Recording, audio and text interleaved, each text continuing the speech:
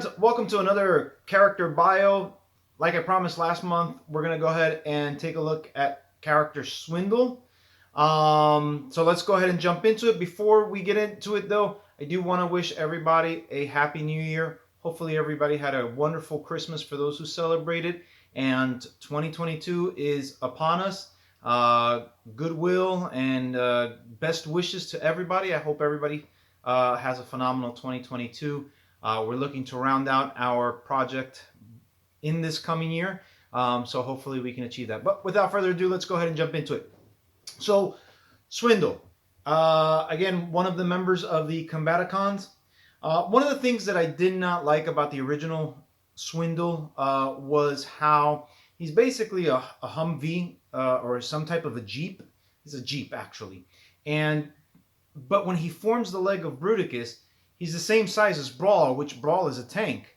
And so I know there was size shifting or matter shifting that took place in G1, and so when they all transformed, they were pretty much all the same height except for maybe Onslaught. He was a little bit bigger. So I just thought that was highly inaccurate, and I didn't want that. Be it that the Transformers Prime show kind of really stayed away from that as much as possible. I do believe there was some size shifting between RC and Bulkhead, for the most part, but nothing that was unbelievably noticeable, right? It was within a reasonable amount. I think the biggest one you can probably notice is when RC transforms in front of Jack behind an alley, and you could literally see her size increasing as she transforms. At least I was able to notice that. But yeah, so I didn't want that in this particular case, right? I wanted to stay away from that. So what I thought was make more sense if Swindle wasn't really a Jeep, which is a lot smaller than a tank, but maybe like some type of an armored vehicle where again the size shifting wouldn't be as big, right? It would be more a little bit more realistic and within the plausibility right area. So that's what I did. Now, as far as his design goes, to be honest with you, be it that he was going to be some type of an armored vehicle, a Humvee, I didn't want him to be really small either, or scrawny or little. For instance, if we take a look at the character design of Swindle from TFA, he looked like a relatively small character, right? He looked kind of like maybe about the same size as Bumblebee, maybe a little bit bigger, but definitely not something that would be considered a massive threat as far as size go. So I wanted to give him that bulk that would come with an armored vehicle. Very similar to Breakdown. As a matter of fact, according to my story, him and Breakdown have a little bit of a past, which we already know that Breakdown and Bulkhead have a past. Therefore, if we throw in the mix, Swindle also has a bit of a past. Now, we know from the movie that we've been releasing, as well as previous character studies, that the Combaticons already have a history against the Wreckers. Remember, the Combaticons were specifically put together by Megatron in order to take down the Wreckers. So there's multiple histories being crossed here, right? We've got the Wreckers, we've got the Combaticons. Obviously, we've got Bulkhead, Wheeljack, Ultra Magnus. We're throwing in Springer in there as part of the Wreckers Lieutenant. And obviously, be it that the Combaticons have that history with the Wreckers, right? Well, there would be some intermingling there within the characters on an individual basis, right? But more so, we know that Bulkhead left the Wreckers at some point, right? So maybe he didn't get to know all the Combaticons, but he definitely knows Swindle from the interactions in the past that he's had with Breakdown. We don't go a whole lot into his name, right, or his namesake, right? Because I know in TFA he was a swindler. That's why he got his name Swindle. He liked to make deals and so on and so forth.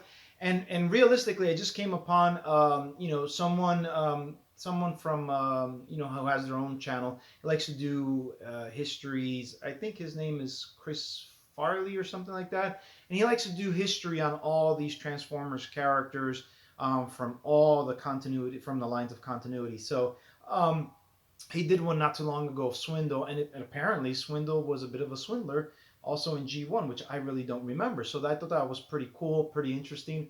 I don't have anything referencing his namesake or the characteristic of that name for that character within our story. Maybe we'll get into it a little bit later on, or in one of the other, maybe in a flashback scene or something like that. I don't know, but we don't really tackle that. We just hint at the fact that there's history between him and Bulkhead and Breakdown and the Wreckers and the Combaticons. That's really where we stick to. But as far as where somebody got their name from or trying to make sense of that, I mean, if that were the case, we'd have to do that for everybody, and I don't really think that's relevant.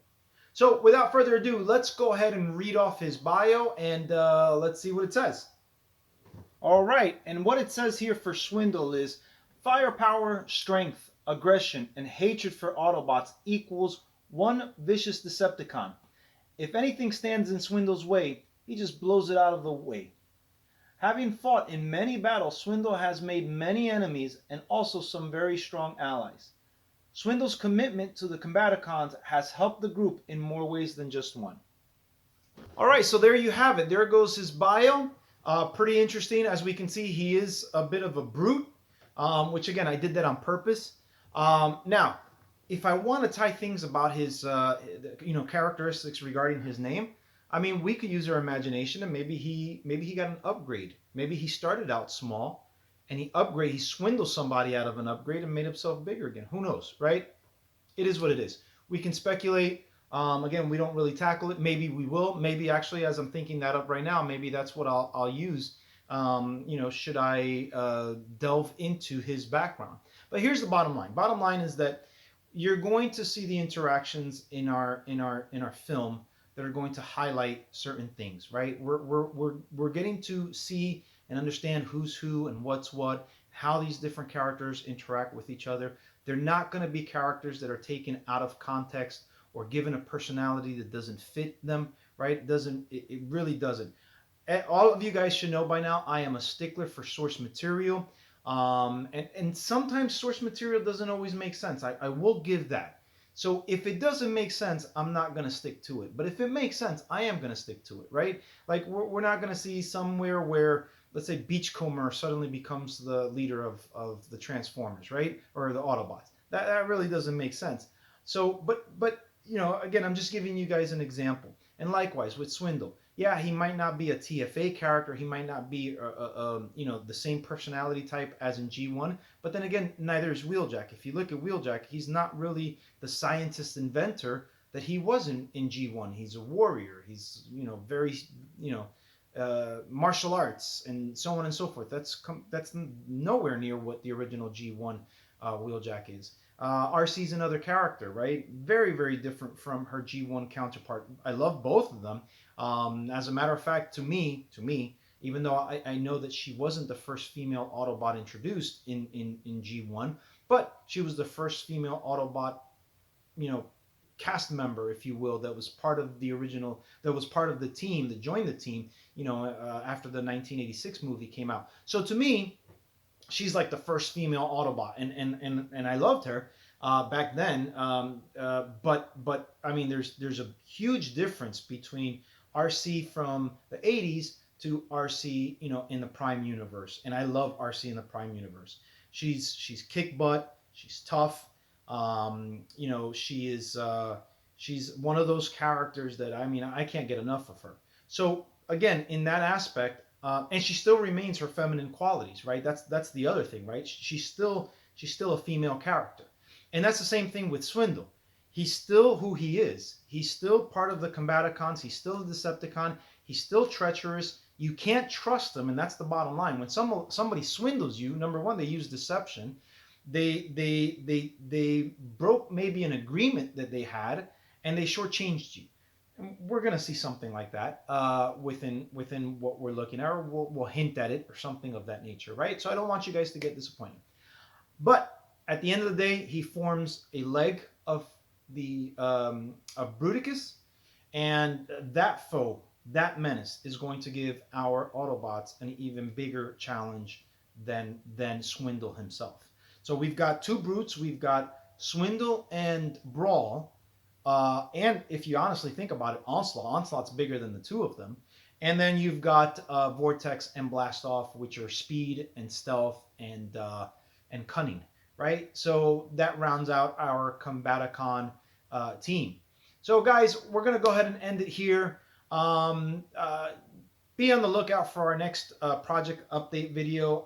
I don't think I'm going to get to it tomorrow in the new year. We'll probably get to it next weekend. What I think I'll do for our next project update is I'll announce who the next character will do the next character video. I really hope that you guys enjoyed the upload, the scenes 11:10 through 11:13 that we posted on Christmas Day. I hope that you guys enjoyed that. Stay with us as we round out scene 11:14, and that'll be the conclusion of all of scene 11.